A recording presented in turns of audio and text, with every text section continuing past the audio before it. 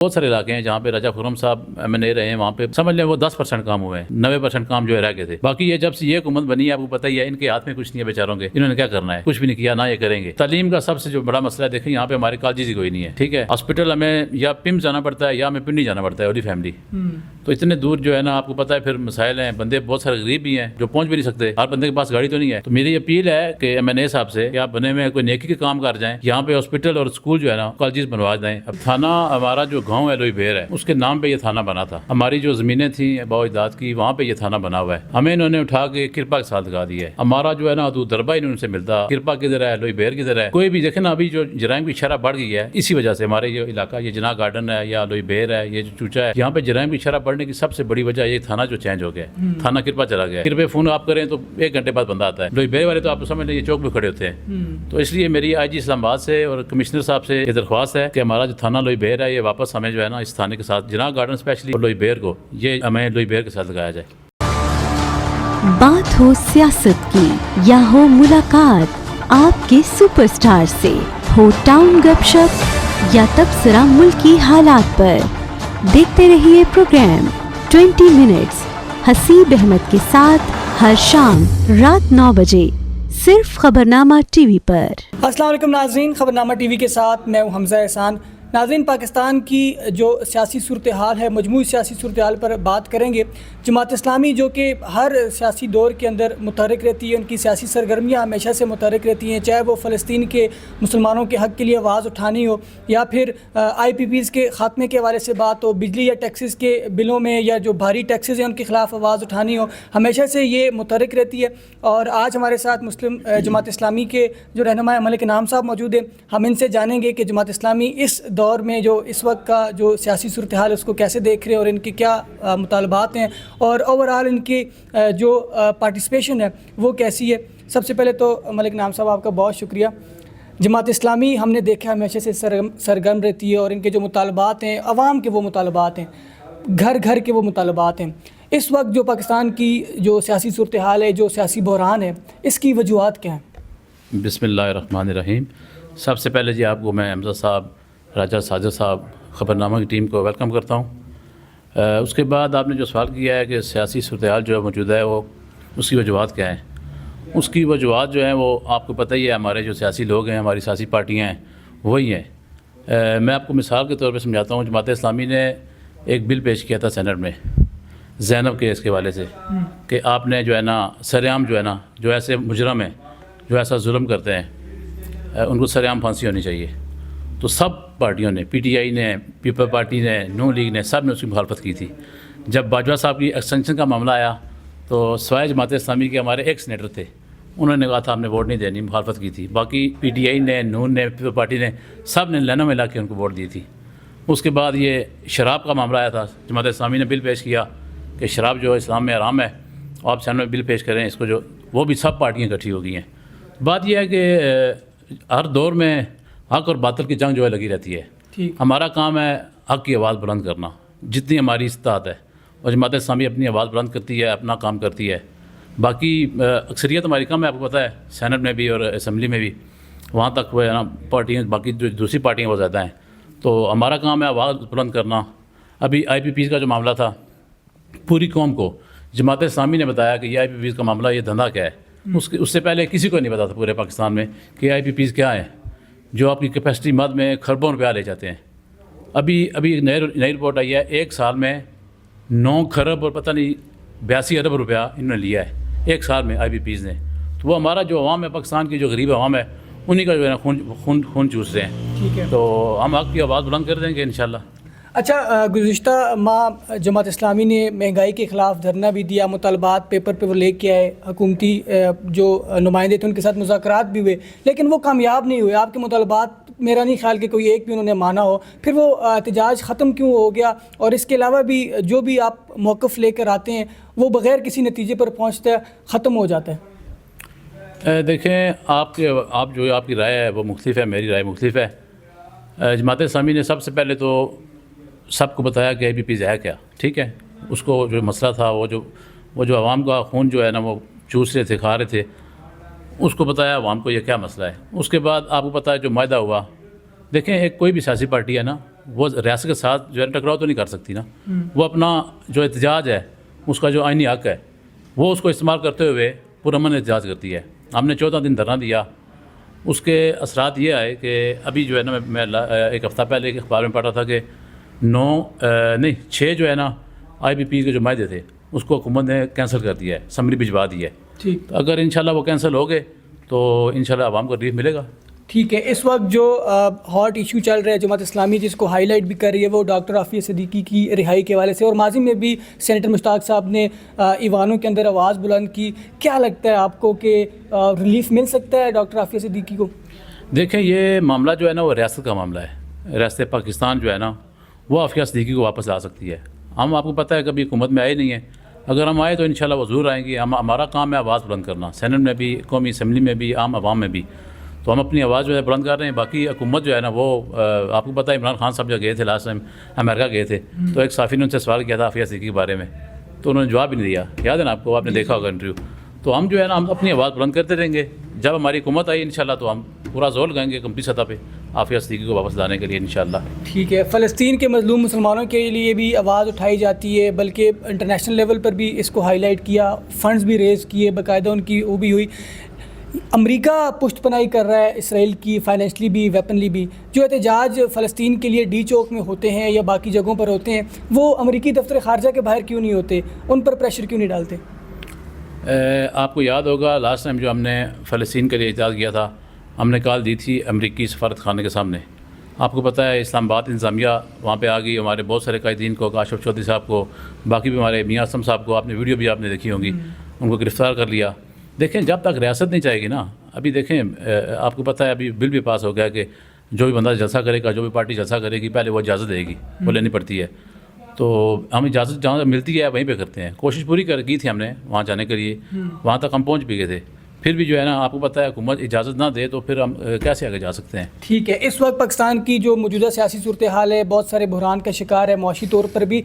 Solution کیا ہے اس کا؟ جو سیاسی استحکام ہے وہ کیسے آئے گا؟ کیا ساری جماعتوں کو ایک جگہ پر جمع ہونا پڑے گا یا یوں ہی مخالفت کریں گے تو نتیجہ کیا نکلے گا؟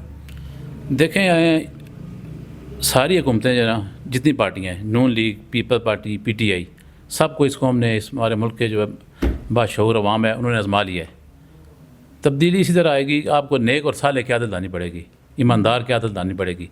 میں سمجھتا ہوں, میں نہیں یہ کہتا جماعت اسلامی کے پاس ہے, ہر پارٹی میں اچھے بندے ہیں, وہ سارے بندے اکٹھے ہوں جماعت اسلامی کے ساتھ, ان کے دست و بازو بنے, اچھی اور نیک قیادت آئے, اس ملک کا جو درد لگتی ہو, تب جا کے مسائل حل ہوں گے. نہیں تو باقی جو آتے ہیں باریاں لگانے کے لیے, ایک بیٹا آیا, اس کا آگے بیٹا آیا, اس کا آگے بیٹا آیا, تو اس لور قصور کا وہ انہوں نے بازار گرم کیا ہوا ہے.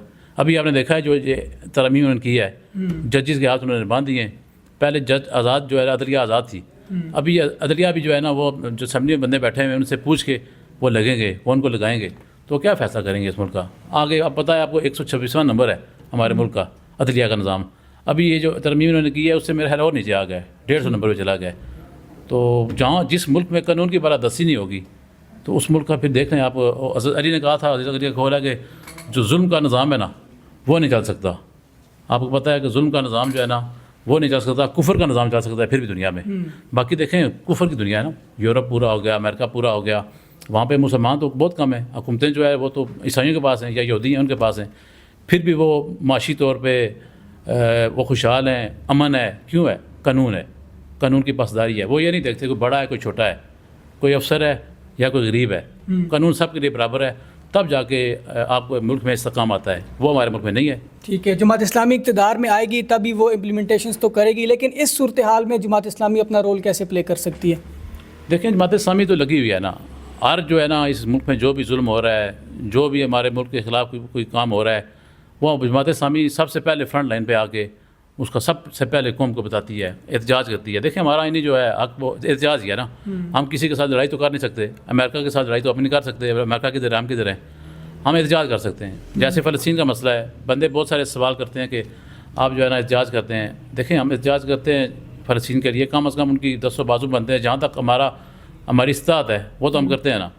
یہ ابھی نہیں ہے, یہ مجھے یاد ہے میں جب چھوٹا تھا, پچھلے سمجھ لیں کہ 20-25 سال سے, قاضی حسین احمد صاحب اللہ تعالیٰ ان کو جنت نصیب کرے, ان کے دور میں ہم نے یہ پورے کنٹینر اکٹھے کیے ہیں, خوراک کے, باقی کپڑوں کے, وہ ہم نے بھجوائے ہیں فلسطین. ہم تو اس دور سے لگے ہیں جہاں پہ امت مسلمہ کا مسئلہ ہوگا فلسطین کے علاوہ. کشمیر کا جو جہاد تھا اس میں سب سے بڑا حصہ جماعت اسلامی کا تھا.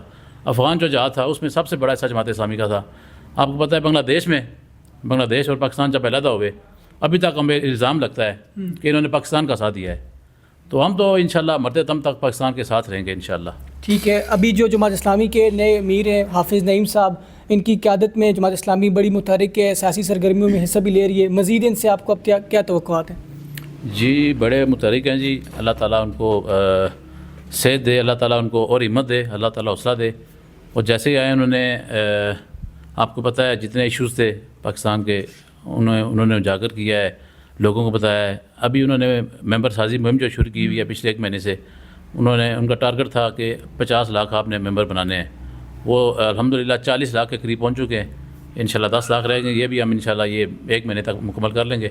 تو انشاءاللہ جب یہ مکمل ہو گئے تو پھر انشاءاللہ وہ حافظ صاحب نے کہا ہے کہ میں پھر اپنے لائے عمل کا جو ہے نا پھر اعلان کروں گا انشاءاللہ. اچھا ملک صاحب، ابھی کچھ دن پہلے جو انتخابات ہیں بلدیاتی، اس حوالے سے بھی مہم چلی تھی، پھر تاخیر کا شکار ہوگی، حلقہ بندیاں بھی ہوئی ہیں، بہت ساری جو حلقے ہیں وہ چینج ہوئے ہیں. اسپیشلی اگر میں تھانے کی بات کروں، لوہی بیر بہت بڑا علاقہ ہے، اس کا تھانہ بھی چینج کر دیے. تو عوام کو اب کیا مسائل ہوں گے اس سے؟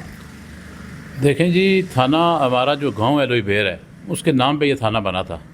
ہماری جو زمینیں تھیں آباء و اجداد کی، وہاں پہ یہ تھانہ بنا ہوا ہے. ہمیں انہوں نے اٹھا کے کرپا کے ساتھ لگا دیا ہے.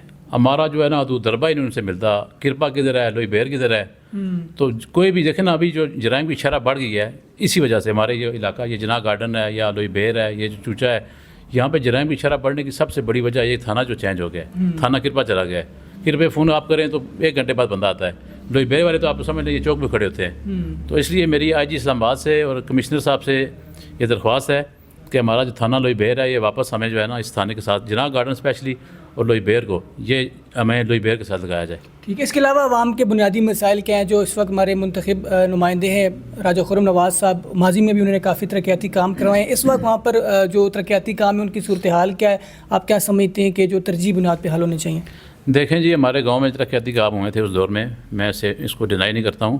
باقی بہت سارے علاقے ہیں جہاں پہ راجہ خرم صاحب MNA رہے ہیں، وہاں پہ سمجھ لیں وہ 10% کام ہوئے ہیں، 90% کام جو ہے رہ گئے تھے. باقی یہ جب سے یہ حکومت بنی ہے آپ کو پتہ ہی ہے، ان کے ہاتھ میں کچھ نہیں ہے بیچاروں کے. انہوں نے کیا کرنا ہے؟ کچھ بھی نہیں کیا، نہ یہ کریں گے. مسائل بہت سارے ہیں. سب سے بڑا جو میری نظر میں مسئلہ ہے وہ صحت کا ہے اور تعلیم کا مسئلہ ہے.